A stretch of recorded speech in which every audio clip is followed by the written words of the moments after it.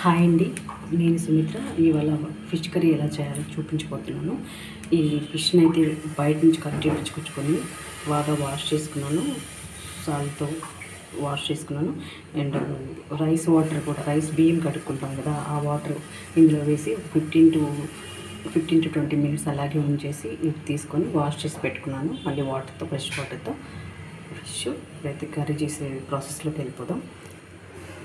ముందుగా కావాల్సినవి ఆనియన్స్, అల్లం వెల్లుల్లి పేస్ట్, సాల్ట్, ఒక మ్యాంగో కట్ చేసి పెట్టుకున్నాను, కారం అండ్ టొమాటోస్, పసుపు, కరివేపాకు, కొత్తిమీర అండ్ పోపు కోసం ఆవాలు, మెంతులు ఉంచి పెట్టుకున్నాను. ధనియాలు, ఆవాలు, మెంతులు వేయించి పెట్టుకున్నాను పౌడర్ కోసం. ఆయిల్ ఇప్పుడు ఈ కిందికి హీట్ ఎక్కిపోయింది. ఇందులో ఆయిల్ వేసుకుందాం.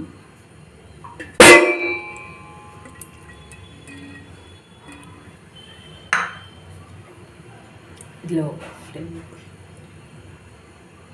స్టీల్ గిన్నె పెట్టుకున్నానండి. ఫ్లేమ్లో 2 మీడియం పెట్టుకున్నాను, మీడియం ఫ్లేమ్లో పెట్టుకున్నాను. ఇందులో పోపు కోసం ఆవాలు, మెంతులు వేసుకున్నాను.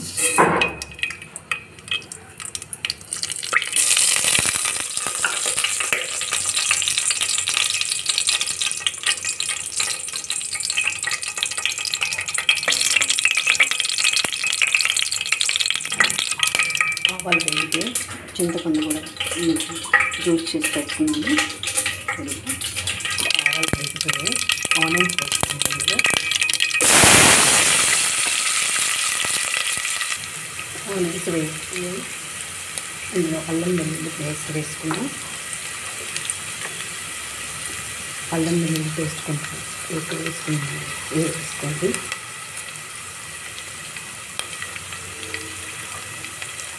ఎందుకంటే ఫిష్ కర్రీ కదా, ఫ్లేవర్ మంచిగా ఉంటుంది అల్లం వెల్లుల్లి పేస్ట్ వేయడం వల్ల.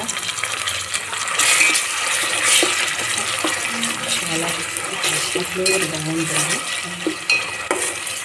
కర్రీ మంచి ఫ్లేవర్ వస్తుంది.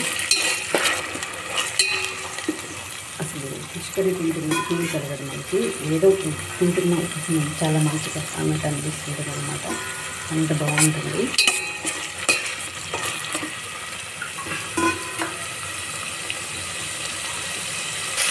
మనకి పసుపు తీసుకున్నాం.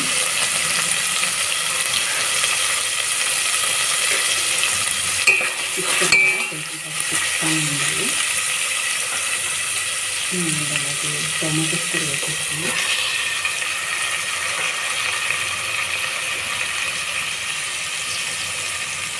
ఇది ఉప్పు వేసుకుని టమాటోస్ తొందరగా మ్యాష్ అవ్వడం కోసం ఉప్పు వెంటనే వేయాలి.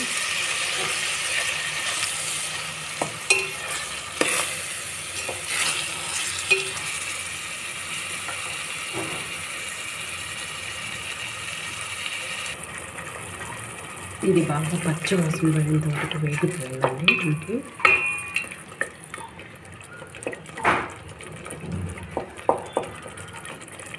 అంత మ్యాష్ అయిపోయి టొమాటోస్ కూడా ఇందులో కారం, మ్యాంగో పీసెస్ వేసుకున్నాం. అలాగే కరివేపాకు, కొత్తిమీర వేసుకున్నాం. అలాగే కారం వేసుకున్నాం. కారం కొంచెం ఎక్కువ పడుతుందండి, ఫిష్ కర్రీ కదా, చేపల కూర కదా, అందుకని.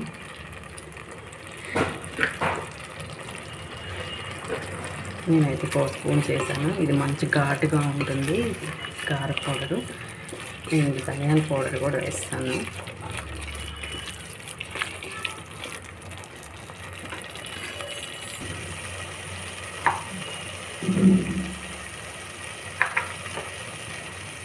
ధనియాల పౌడర్ కొంచెం అంటే కారంలో మిక్స్ చేయలేదండి, నేను సపరేట్గా వేస్తున్నాను. ఒక 2 స్పూన్స్ వేసాను.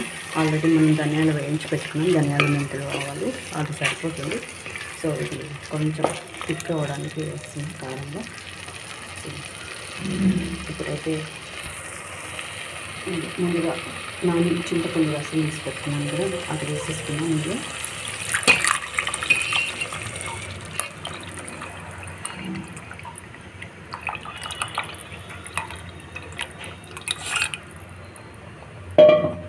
సరిపోతుంది మనకి ఇది.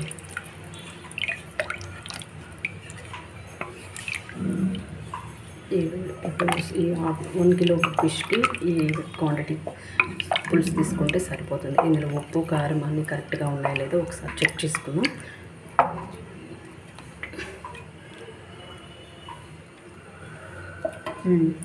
సరిపోయాయి. కొంచెం సాల్ట్ వేసుకున్నాం, కొంచెం సాల్ట్. మొత్తం అంతా పర్ఫెక్ట్గా ఉన్నాయి.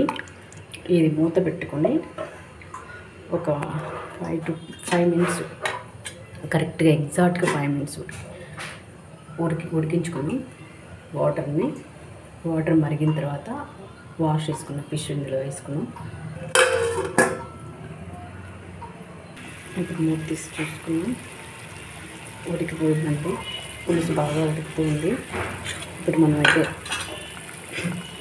వాష్ చేసి పెట్టుకున్న ఫిష్ని ఇందులో వేసేసుకున్నాం.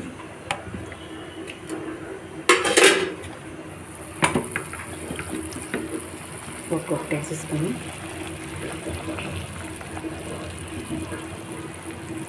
మంచి టేస్ట్ వస్తుందండి. చిక్కటి గ్రేవీ తయారవుతుంది. ఫిష్ బాగా ఉడుకుతుంది.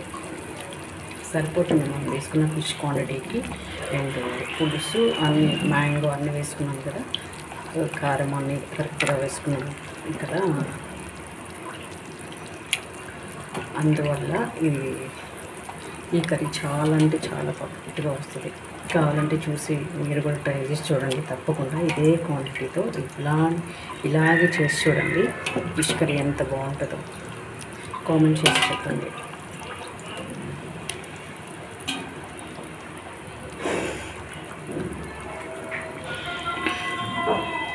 దీన్ని కొంచెం ఇలా అప్పుడప్పుడు ఇలా తిప్పుతూ పెట్టుకోవాలండి. ఫిష్ కదా మొత్తం అంతా హైట్. ఇప్పుడు మనం ముందే ప్రిపేర్ చేసి పెట్టుకున్న మెంతులు, ధనియాలు, ఆవాలు పౌడర్ చేసి పెట్టుకున్నా దీన్ని కొంచెం అలా వేసేసుకుని ఒకసారి తిప్పేసి అలా పెట్టేస్తాం. అయిపోయిందండి. ఫిష్ కర్రీ మనకు రెడీ అయిపోయింది.